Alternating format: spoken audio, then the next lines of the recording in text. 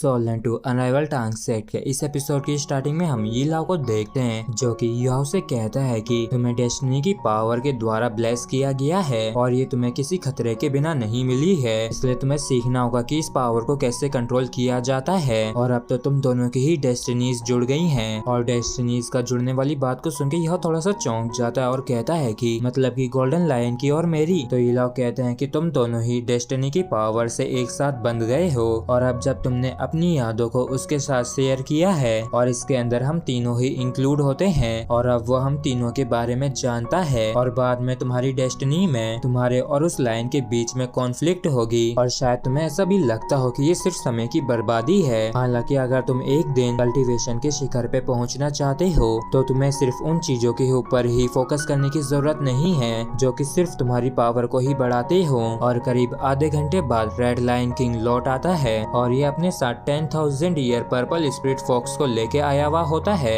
जिसके बदले में ये 3-eyed गोल्डन लायन को ले सके। और फिर जॉन लॉ इसे धन्यवाद कहते हुए कहते हैं कि ये वाला भी चलेगा लेकिन जो तुम्हारे पीछे है लगता है कि वो अपने आप को सामने लाना नहीं चाहता है। तो क्या तुम एक्सप्लेन कर सकते हो कि ऐसा क्यों है। और तभी आसमान में काले से बादल आ जाते हैं जिनमें से आवाज आती है, तुम जो चाहते थे तुम्हें वो मिल गया ना, अब जल्दी से यहाँ से चले जाओ। और ये किंग अपने फेम की गारंटी देता है कि ये मसला यहीं पे खत्म होता है और इस मैटर को आगे नहीं खींचा जाएगा। और इस एम्परर की वजह से वांग डोंग काफी चौंक जाता है और कहता है कि मैंने सोचा ना था कि स्टारडियो फॉरेस्ट का जो किंग होगा उसका भी कोई बॉस होगा। तो जॉन लॉ कहते हैं कि अच्छा तो तुम एम्परर हो, ये तो काफी अच्छी बात है और मुझे तुम पे पूरा भरोसा है। और फिर ये लोग गोल्डन लायन को आजाद कर देते हैं और फिर जॉन लॉ तुरंत ही इन तीनों की टीम को अपने साथ लेके शेरेक एकेडमी लौट जाते हैं। और इस तरफ एम्परर कहता है कि बदमाश तुम बात नहीं मानते हो, वो इंसान इन सब में सबसे खतरनाक था, अगली बार से प्रोटेक्शन एरिया से बाहर मत निकलना। और इसकी बात के लिए तकाशी मान जाता है और ये कहता है कि उस इंसान ने कहा कि तुम मुझे ऐसे इसलिए ट्रीट करते हो क्योंकि मैं तुम्हारे लिए यूजफुल हूँ और जब मैं तुम्हारे लिए यूजफुल नहीं रहूंगा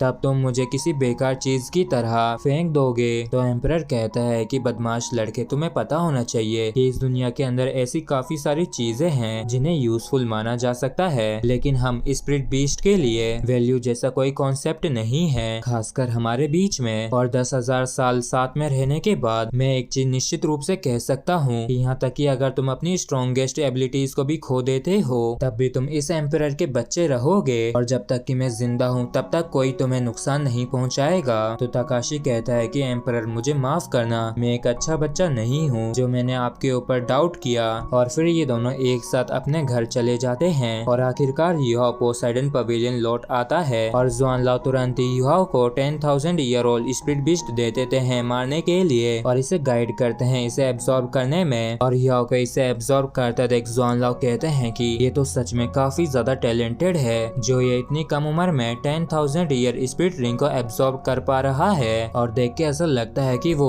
जो मिस्टीरियस आर्ट है वो सच में एग्जिस्ट करती है जिसका युहाओ ने पहले जिक्र किया था और ये टांग सेट के डिसिपल कहलाने के काबिल है। और इस तरीके से मुझे अब पूरी तरीके से राहत मिल गई है और ये ट्रिप इतनी भी बुरी नहीं थी। और चलो अब मैं भी चलता हूँ, मुझे मूलाओ को भी अपनी रिपोर्ट देनी होगी। और जैसे जॉन लॉ मूलाओ को देखते हैं तो ये काफी ज्यादा घबरा जाते हैं क्योंकि मूलाओ एकदम चुपचाप बैठे हुए थे और तो इनका चेहरा ग्रे पड़ गया था जैसे कि ये बेजान हो। और ये तब बिल्कुल भी ऐसे नहीं दिखते थे जब ये इन्हें छोड़ के गए थे। और ये घबराते हुए पूछते हैं कि मूलाओ क्या आप ठीक हैं। तो मूलाओ कहते हैं कि ज्यादा वो बच्चा भाग गया है। और इस चीज को सुन के जॉन लॉ के काफी तगड़े वाले होश उड़ जाते हैं और ये कहते हैं कि आखिर ऐसा कैसे पॉसिबल हो सकता है और वो तो आपकी सील के अंदर थी ना, तो वो कैसे उससे बच के भाग सकती है। तो जॉन लॉ कहते हैं कि हमने उसे अंडरस्टिमेट किया, एक बंदा जियाओताओ की सील के पास आया और उसे तोड़ दिया जिस वजह से जियाओताओ भागने में कामयाब हो पाई। और जब तुम यहाँ से चले गए थे तब एकेडमी के ऊपर दुश्मनों ने अटैक कर दिया था, इसलिए एल्डर्स और मैं बाहर उन दुश्मनों का सामना करने के लिए चले गए थे। और इसी दौरान जियाओताओ को अपॉर्चुनिटी मिल गई थी और वो यहाँ से भाग निकली। और वो जो अपोनेंट आया था वैसे तो वो अनजान था लेकिन वो काफी ज्यादा पावरफुल था और वो 11 लोगों के साथ आया था और वो सभी ही डार्क स्पिरिट मास्टर्स थे और उनमें से 4 तो टाइटल डुओ थे। और डार्क स्पिरिट मास्टर्स का सुन के जॉन लॉ काफी ज्यादा चौंक जाते हैं और ये हैरान परेशान होते हुए कहते हैं कि क्या हम इसमें कुछ कर भी सकते हैं क्या। जिसपे मूलाओ कहते हैं कि हाँ, लेकिन देख के ऐसा लगता है कि मुझे जिस बारे में सबसे ज्यादा चिंता थी वही हो गई। और डार्क स्पिरिट मास्टर्स ने सीक्रेटली अपनी खुद की ऑर्गेनाइजेशन बना ली है और हमें ये मानना चाहिए कि ये जो हुआ है ये अब तक का सबसे बुरा हुआ है और ज़ियाओ ताओ के यहाँ पे ना होने वाली बात का किसी भी कीमत पे युहाओ को पता ना चले। और जितना कि एक्सपेक्ट किया था उससे ज्यादा समय लगता है युहाओ को इस स्पिरिट रिंग को एब्जॉर्ब करने में और इस स्पिरिट रिंग को पूरी तरीके से एब्जॉर्ब करने में युहाओ को करीब 3 दिन लग जाते हैं। और जब युहाओ सूरज का सामना कर रहा होता है तो ये इस ब्यूटीफुल व्यू को काफी ज्यादा एंजॉय करता है और ये काफी सारी रेड और गोल्डन वेव्स को एक साथ देखता है और ये गोल्डन लाइट पूरे लैंड के ऊपर फ्लो होते हुए दिखती है और ये लाइट के मूव करते हुए डॉट्स डेस्टिनी की एंशिएंट रिवर से संबंधित दिखते हैं और ये मिस्टीरियस होने के साथ साथ अनमूवेबल भी होते हैं। और इस अद्भुत दृश्य की वजह से आखिरकार युहाओ की थर्ड आई भी ओपन हो ही जाती है। और वैसे तो डेस्टिनी की आई काफी ज्यादा रहस्यमयी होती है, तब भी ये चमकदार चमक को रिलीज कर रही होती है और जैसे युहाओ तुरंत ही अपनी आंखों को खोलता है तो वो अद्भुत दृश्य तुरंत ही गायब हो जाता है और ये वाला व्यू पहले जैसा बिल्कुल भी नहीं दिख रहा होता है। और फिर युहाओ अपनी आई ऑफ डेस्टिनी की पावर के साथ अपनी थर्ड स्पिरिट स्किल को आजमाता है तो इसे काफी बढ़िया सरप्राइज मिलता है क्योंकि इसकी स्पिरिट स्किल्स वो पहले के मुकाबले 4 गुना ज्यादा स्ट्रॉन्ग हो गई थी और तो और इसकी स्पिरिचुअल पावर भी पहले से 3 गुना ज्यादा असरदार हो गई थी। और आई ऑफ डेस्टिनी ने युहाओ की स्पिरिचुअल कैपेबिलिटीज को काफी ज्यादा इम्प्रूव कर दिया होता है और थर्ड स्पिरिट स्किल के साथ ही युहाओ की पावर काफी ज्यादा बढ़ गई होती है और अब ये लेवल 32 के शिखर पे पहुंच गया होता है। और इसकी जो अचानक से इतनी ज्यादा स्ट्रेंथ बढ़ी होती है तो इससे युहाओ काफी ज्यादा खुश होता है और ये काफी मजे में आ जाता है। जिसके बाद युहाओ पोसाइडन पवेलियन आ जाता है जिससे कि ये मूलाओ को अपनी प्रोग्रेस के बारे में बता सके। और एक बारी जैसे ही युहाओ टीचर का बेजान सा चेहरा देखता है तो ये भी इनके लिए काफी ज्यादा परेशान हो जाता है, लेकिन इस चीज को लेके जुआनलाओ इसे कुछ भी एक्सप्लेन नहीं करते हैं और ये बस युहाओ से कुछ क्वेश्चंस पूछते हैं इसकी आई ऑफ डेस्टिनी को लेके और ये कहते हैं कि